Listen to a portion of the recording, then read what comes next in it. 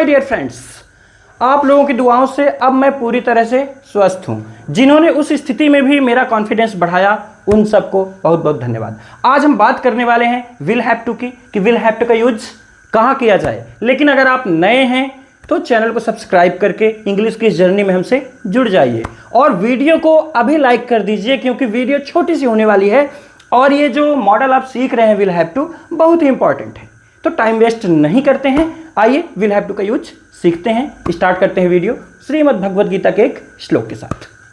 कार्पण्य दोषोपहत स्वभावः पृच्छामि त्वां धर्म सम्मूढ़ चेताः यच्छ्रेयः स्यान्निश्चितं ब्रूहि तन्मे शिष्यस्तेऽहं शाधि मां त्वां प्रपन्नम्।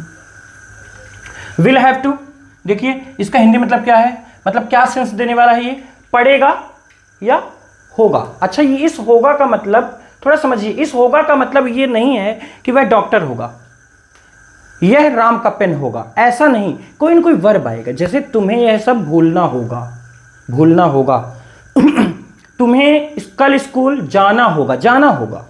कोई ना कोई वर्ब आएगा, जाना होगा, भूलना होगा, मुझसे बात करना होगा, पूछना होगा, इस प्रश्न का उत्तर देना होगा। बात क्लियर है क्या, कि कोई ना कोई वर्ब आएगा। अब चाहे होगा बोलिए चाहे पड़ेगा बोलिए, एक ही बात है। जैसे देखिए यहाँ पे, मुझे डिनर के पहले अपना होमवर्क पूरा करना पड़ेगा, या कि हम इसको ऐसा ही बोल सकते हैं, मुझे डिनर के पहले अपना होमवर्क पूरा करना होगा।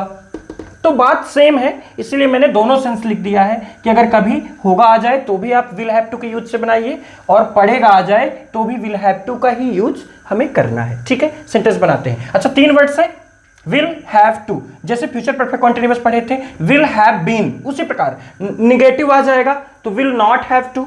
इंट्रोगेटिव 2 प्रकार के होते हैं, क्वेश्चन वर्ड शुरू में हो, क्वेश्चन वर्ड बीच में हो, सारी चीजें मैं आपको टेंस में सिखा चुका हूं। ठीक है, ये फ्यूचर की मजबूरी, भविष्य की मजबूरी दिखाएगा कि जैसे वर्तमान काल की जो मजबूरी है वो हैज टू हैव टू से पिछली वीडियो आ चुकी है। अगर आप एक सीक्वेंस में वीडियोस देख रहे हैं तो आपको बिल्कुल भी समस्या नहीं होगी।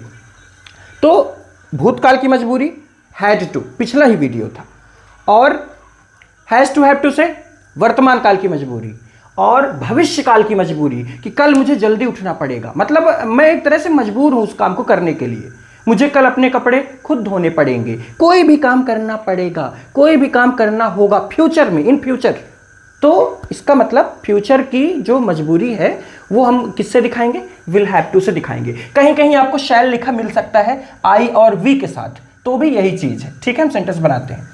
मुझे डिनर के पहले अपना होमवर्क पूरा करना पड़ेगा, चलिए आई, फिर विल हैव टू यूज कीजिए। ठीक है, I will have to. Verb, verb क्या है देखिए, पूरा करना, यानी कंप्लीट या फिनिश, दोनों यूज कर सकते हैं, कोई दिक्कत नहीं है। I will have to finish. अब क्या फिनिश करना भाई, ऑब्जेक्ट की बारी है, अपना होमवर्क, यानी माई, आई के लिए देखिए माई, अपना होमवर्क, माई होम वर्क। ठीक है, I will have to finish my homework, मुझे अपना होमवर्क पूरा करना पड़ेगा। अब क्या है, डिनर के पहले, पहले होता है बिफोर, यानी पहले। ठीक है, और डिनर, बिफोर डिनर बन गया। दूसरा सेंटेंस है उसे कल जल्दी उठना पड़ेगा। ठीक है, बनाते हैं। He will have to, he will have to, फिर उठना, वर्ब, जैसे सब्जेक्ट आया फिर हेल्पिंग वर्ब आई। अब वर्ब की बारी है, वर्ब का हमेशा फर्स्ट फॉर्म ही यूज करना है मॉडल्स में, ये आपको पता है। हैव आने पर थर्ड फॉर्म, तो लास्ट में टू है, यहां हैव होना चाहिए तब थर्ड फॉर्म आता, जैसे शुड हैव, हैव लास्ट में था थर्ड फॉर्म लगता था, मस्ट हैव थर्ड फॉर्म लगता था, लेकिन इसमें वर्ब का first form. He will have to, अब वर्ब, वर्ब है उठना, उठना मतलब वेकअप। ठीक है, या गेटअप भी कर सकते हैं, दिक्कत नहीं होगी। He will have to wake up, अब जल्दी यानी अर्ली, कल, टुमारो, आने वाले कल में। फ्यूचर की मजबूरी ही तो शो करता है ये। ठीक है, हमें बारिश में बस का इंतजार करना पड़ेगा, मतलब मजबूरी है कि बारिश में बस का इंतजार करना है, तो यही तो मजबूरी शो करना है। तो वी, फिर will have to, we will have to. अच्छा, यहाँ पे वी की जगह अब वी के साथ आप शैल का भी यूज कर सकते हैं, वी शैल हैव टू, वही बोल रहा था, कहीं कहीं आपको शैल हैव टू लिखा भी मिल सकता है। तो we will have to, will use करेंगे कोई दिक्कत नहीं है, शैल ना भी यूज करें आई वी के साथ, विल चल रहा है धड़ल्ले से। वी विल हैव टू, फिर wait, we will have to wait, अब किसका इंतजार, फॉर द बस। ध्यान दीजिए यहाँ पे, फॉर द बस, वेट के साथ हमेशा क्या यूज करना है, फॉर यूज करना है। जैसे तुम्हारा इंतजार, वेट फॉर यू, राम का इंतजार, वेट फॉर राम, बस का इंतजार, वेट फॉर बस या द बस, दोनों चलेगा। तो we will have to wait for the bus, अब बारिश में, यही बच रहा, तो इन द रेन बन गया। अच्छा, मान लीजिए सेंटेंसेस ये नेगेटिव हो जाएं, मुझे डिनर के पहले अपना होमवर्क पूरा नहीं करना पड़ेगा, तो यहाँ will not, I will not have to finish my homework before dinner, he will not have to, मतलब यहाँ इसके बाद नॉट लगा देंगे, विल के बाद नॉट, ठीक है।